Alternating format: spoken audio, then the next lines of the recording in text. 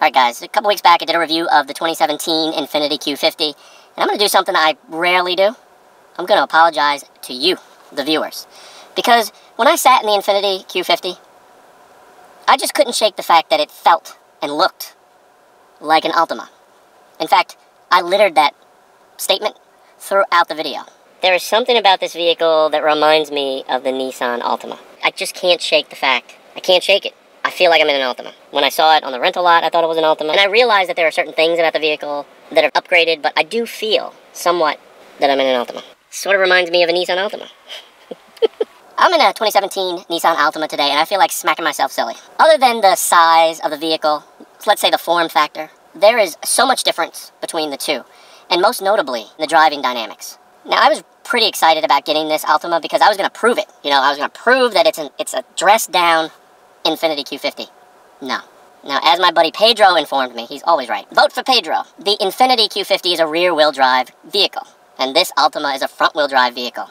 Vast difference. Most notably in the handling. I was really, really super disappointed with the handling of this car. Like, out on the highway, you're constantly making corrections to keep the car on a straight and narrow. It's also got a very, very light steering touch. You never really feel like you're totally in control. Power is another huge difference. In the Q50, I was running a 3-liter twin-turbo that had oodles of power.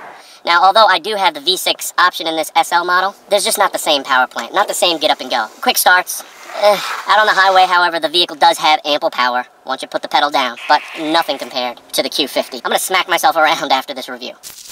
Now, the interior of this vehicle is quite pleasant. Good job with fit and finish. Trim materials are pretty decent as well. Now, this is an SL model. It's got these nice, I'm going to call them leatherette seats. They could be leather. They actually look a lot more convincingly leather than the vinyl or synthetic leather seats that the Q50 had. But the one thing that this vehicle has that the Q50 did not have, heated seats and buttons that are right out in the open. That was kind of interesting to me that in the Infiniti base package, let's say, there were no heated seats. I could not find the heated seats. Now, while the interior does have nice soft touch materials, it's put together well, it is a little outdated looking. The infotainment system looks pretty tired, and it's not as user-friendly as some of its competition. Alright, so I've been pretty tough on the Altima so far, but let's talk about some niceties, alright? Nice and comfortable, good room up here in the front, so if you're a taller driver, you'll like that. There's also good room in the back, and a nice sized trunk. And also, fuel economy is pretty good. And starting at around $22,500, it's in the value class. It's a sharp-looking vehicle on the outside, without being radical. So it's a solid car. And if you have an Altima, don't be upset at me. Just keeping it real. Alright, a new thing that I promised with my last review was I was going to give you Consumer Reports information. Alright? I'm trying to bring some value. Added value. I'm not going to get into all the technical specifications and the oversteer, understeer, and the torque and all that jazz. I'm just an average guy that rents vehicles. I'm giving you my opinion of things. And I'm going to give you some value here because I don't do a lot of research. So let's take a look and see what the Nissan Altima, how it scores with Consumer Reports. So Consumer Reports is a great resource, guys. If you're looking to buy a vehicle, I would suggest you buy their Car Buyer's Guide.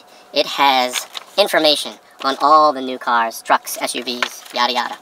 Great thing about Consumer Reports is they get their information from surveys conducted from actual owners. The people that really drive these vehicles every day note any problem areas or any areas of delight. They have all this data about the vehicles out there, and they'll give their choices, they'll give their recommended vehicles. And the Nissan Altima right here is not a recommended vehicle. So it doesn't have their stamp of recommendation. And the reason why is about average reliability and below average owner satisfaction. And what I like about them is they give you a little blurb here. So let's read a little bit about it. This rather generic though roomy sedan uses a continuously variable transmission that works well when loafing around, but dilutes the driving experience. In our road test, we got a decent 29 miles per gallon overall on the 2.5-liter 4-cylinder, while the 3.5-liter V6 returned 24 mpg. That's what I'm in today. Handling feels mushy and saps confidence with its overly light steering. There you go. They corroborated what I'm talking about. I'm feeling kind of smart again. The ride feels superficially soft, but over sharp bumps the suspension loses its absorbency. Controls are easy to use, but the infotainment system is fussy to use and limits phone interaction only to voice commands. That is true. Blind spot and lane departure warning systems are available, and that is a cool thing, which is available and in this model that I'm testing. So when a car is in your blind spot on either side, you get a flashing light and an audible display if you indicate that you're turning into that lane, which is really cool. And it says reliability has improved to average.